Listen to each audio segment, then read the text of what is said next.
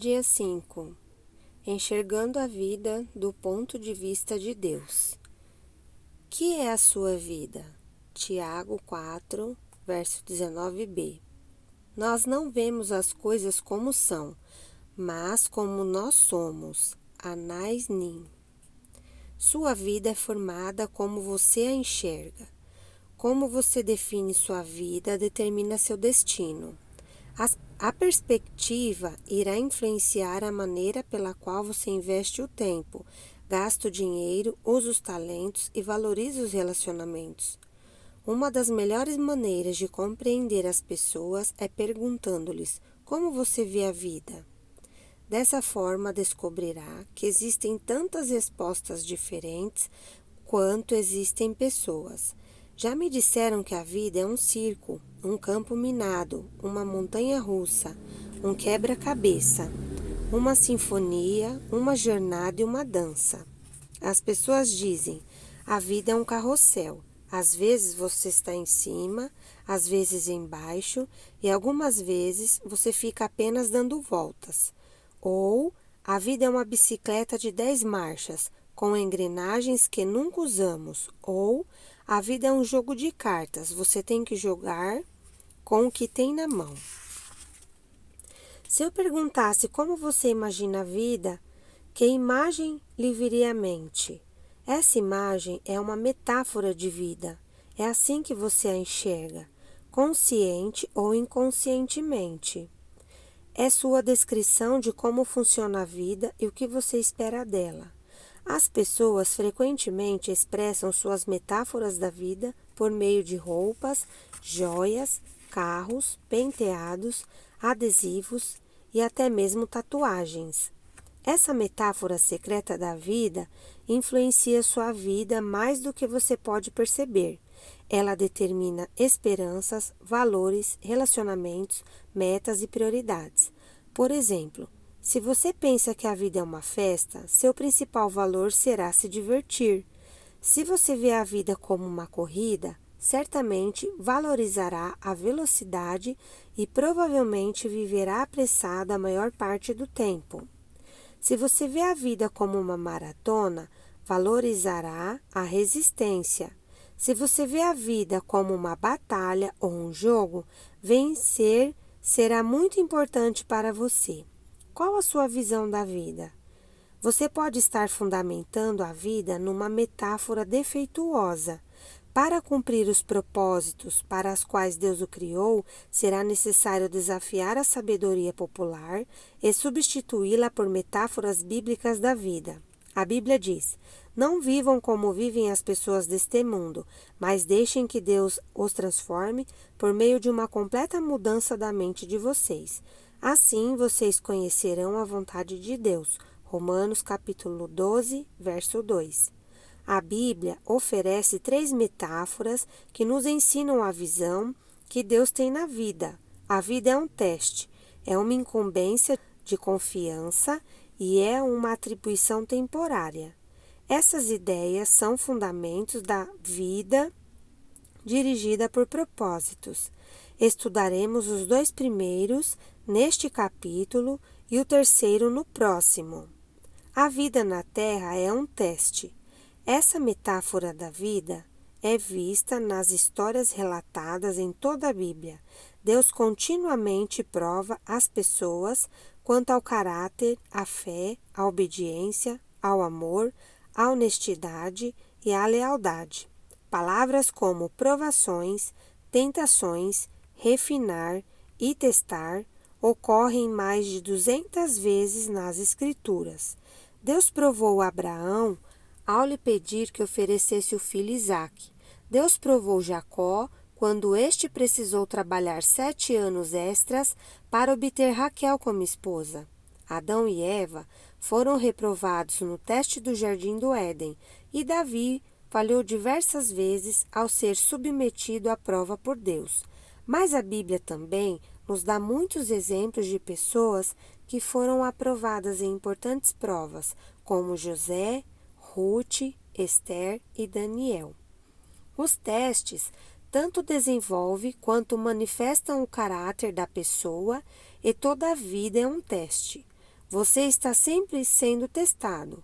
Deus constantemente observa sua reação às pessoas, aos problemas, ao sucesso, aos conflitos, às enfermidades, às decepções e até mesmo ao clima. Ele até observa a mais simples ação, como quando você abre uma porta para alguém, pega o lixo que foi jogado no chão ou quando é educado com um balconista ou uma garçonete. Não conhecemos todos os testes que Deus irá aplicar, mas podemos prever alguns deles, baseados na Bíblia. Você será testado por grandes mudanças, promessas adiadas, problemas insolúveis, orações não respondidas, críticas injustas e até mesmo tragédias sem sentido. Em minha vida, percebo que Deus testa minha fé por meio de problemas, minha esperança pelo modo de eu lidar com o que está em minhas mãos, meu amor por meio das pessoas. Um teste muito importante diz respeito à sua atitude quando você não consegue sentir a presença de Deus. Às vezes, Deus se retira intencionalmente e não sentimos mais sua proximidade. Um rei chamado Ezequias passou por esse teste. A Bíblia diz: Deus desamparou Ezequias para prová-lo e para saber o que realmente havia em seu coração. Segundo Crônicas, capítulo 32, verso 31b. Ezequias desfrutava íntima comunhão com Deus, mas num momento crucial de sua vida, o Senhor deixou só, a fim de testar seu caráter, revelar uma fraqueza e prepará-lo para uma responsabilidade maior. Quando você compreender que a vida é um teste, perceberá que nada é insignificante em sua existência. Mesmo o menor incidente é relevante para o desenvolvimento do caráter. Cada dia é importante e cada segundo é uma crescente oportunidade para aperfeiçoar o caráter, para demonstrar amor ou para depender de Deus. Alguns testes parecem pesados demais, enquanto outros não são sequer perceptíveis, mas todos têm implicações eternas. A boa notícia é que Deus quer que você seja aprovado nos testes da vida. Por isso, jamais permitirá que você enfrente testes maiores que a graça que lhe concedeu para lidar com eles. A Bíblia diz: Deus cumpre a sua promessa e não deixará que vocês sofram tentações que vocês não têm forças para suportar. Quando uma tentação vier, Deus dará forças a vocês para suportá-la. E assim, vocês poderão sair dela. 1 Coríntios, capítulo 10, verso 13. Toda vez que você é aprovado num teste, Deus toma conhecimento e faz planos para recompensá-lo na eternidade.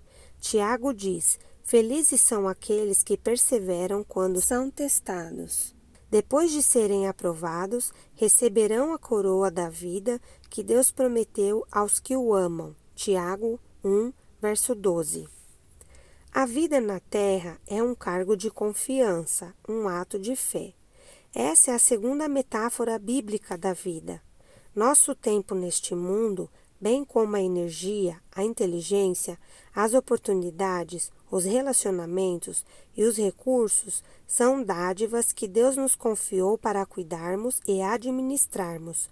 Somos administradores de tudo quanto Deus nos dá.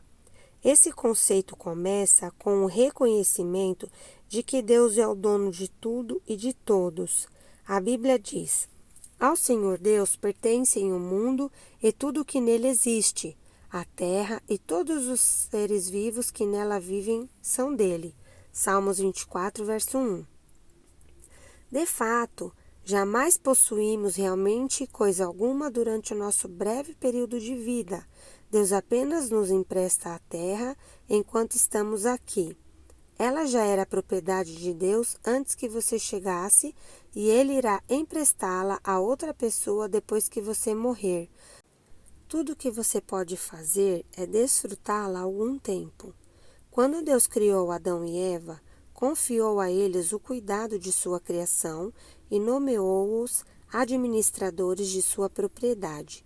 A Bíblia diz: Deus os abençoou dizendo: tenham muitos e muitos filhos, espalhem-se por toda a terra e a dominem, e tenham poder sobre os peixes do mar, sobre as aves que voam no ar e sobre os animais que se arrastam pelo chão. Gênesis 1, verso 28. A primeira tarefa que Deus deu aos humanos foi administrar e cuidar das coisas dele. Dessa função, o homem jamais foi exonerado, e é parte de nosso propósito atualmente. Tudo o que desfrutamos deve ser tratado como uma responsabilidade que Deus nos pôs nas mãos.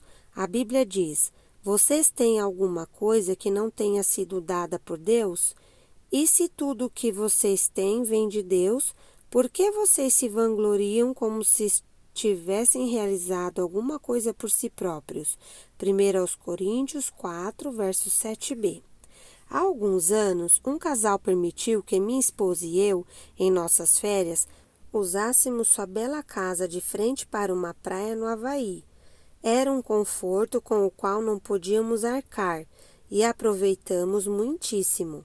Eles nos disseram: usem-na como se pertencesse a vocês, e foi o que fizemos.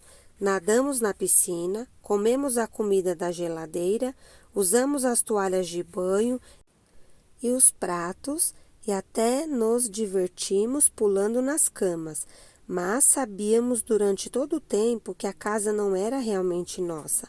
Por isso, tomamos um cuidado especial com tudo.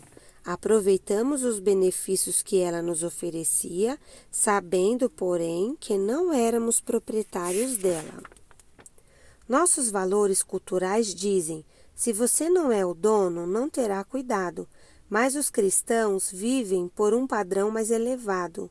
Visto que Deus é o dono, devo cuidar da melhor forma possível.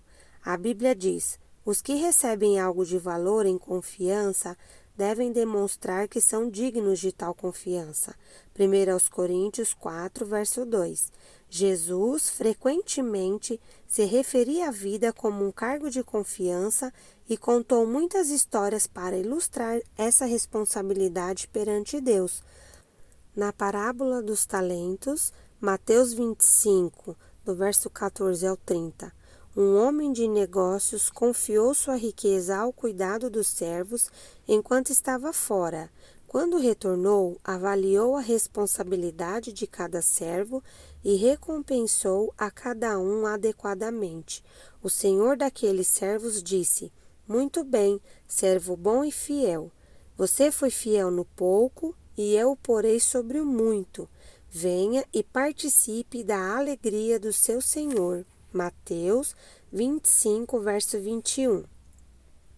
Ao final de sua vida, você será avaliado e recompensado conforme seu desempenho ao lidar com o que Deus lhe confiou.